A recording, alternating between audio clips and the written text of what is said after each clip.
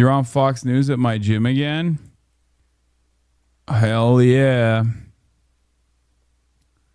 Let's see what the fuck they're talking about now. Indoctrinating America's youth and really preventing them from knowing the truth about these things. Well, we got to fight back. But as we just mentioned with Azra, the Democrats' radical message is being spread by their new spokesman, a fan of this show, Hasan Piker. He hit the campaign trail with two Democrats this week to push his vile rhetoric.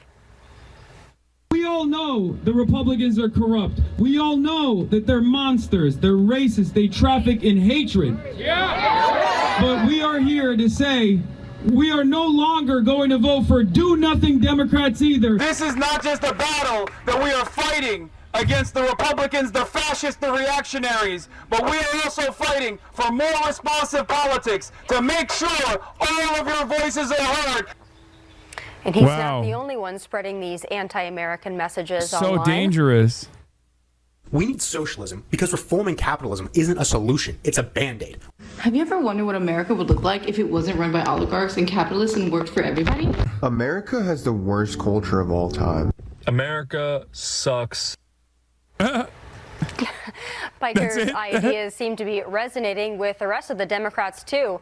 Less than half of the party has a positive view of capitalism, while two-thirds, well, they support socialism, whether they know what it is or not. Dr. Siegel, I want to talk about some of these podcasters and the influence that they have. Listen, I love the First Amendment. Hasan Piker has got the right to go out there and say whatever he wants, but there seem to be more and more young people that have caught on to what he's doing. But we should maybe throw him in jail. Resonating with them. Do we have to worry about young people gravitating towards socialism in a way that's going to disrupt our elections and give us more socialists like Mamdani? Yes. And the reason we have to worry is something Asra just pointed out. It was such an honor that she brought up an old book of mine, The Inner Pulse, because I talked there about what makes somebody cognitively susceptible to something.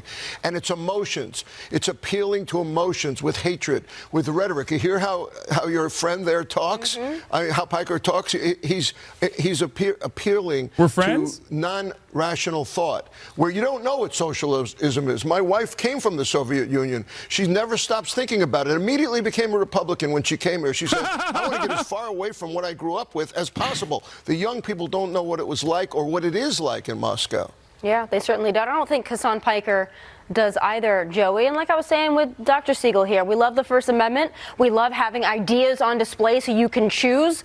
But what do you make of his recent comments and the fact that so many Democrats are cozying up to, if not campaigning alongside him? Yeah, he's a paper tiger, and he'll have his moment. People will enjoy it, and then it'll move on because there's no substance there. And I hate that for him. Maybe he'll learn and grow. I think he's a pretty young guy. I mean, listen, his main demographic are people I'm probably that like only a couple years younger than you. The bullshit that he's spewing. That's the problem, right? He reaches young people.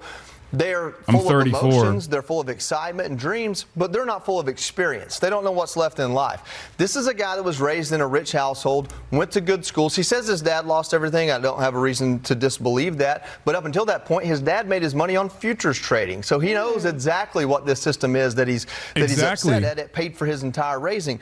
But on top of that, he sits in a $3 million house in West Hollywood and does these videos. From the time of going to college, all he's ever done is talked for a living. He's never, I don't know, laid brick and block, framed a house, welded something. He's never done something to where the fruit of his labor is something that will outlast him.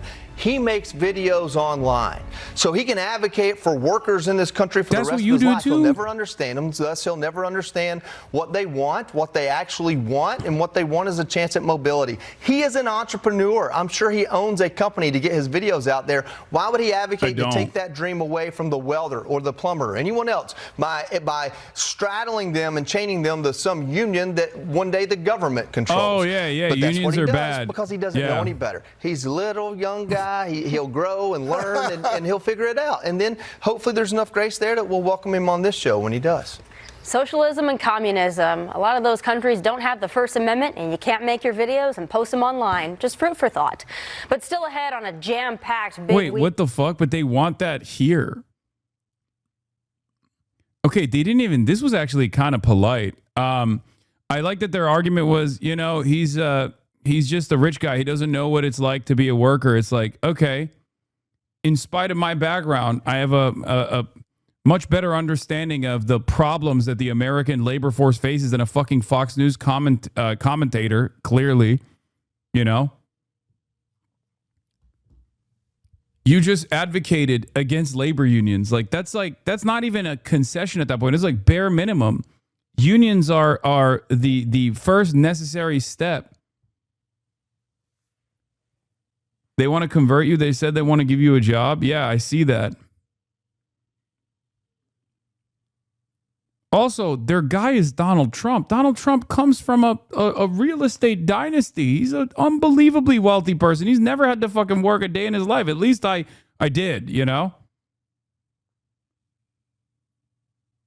Everything they just said is basically glass house. They make their living talking politics, and they're not tradesmen. Yeah, I know. Yeah, if only I laid one brick instantly in the aftermath of laying that brick, I'd be like, I hate labor unions. That was interesting, though. They were basically like, hey, we like what we're hearing. This guy clearly has a little bit of emotion, so maybe we should bring him on our team.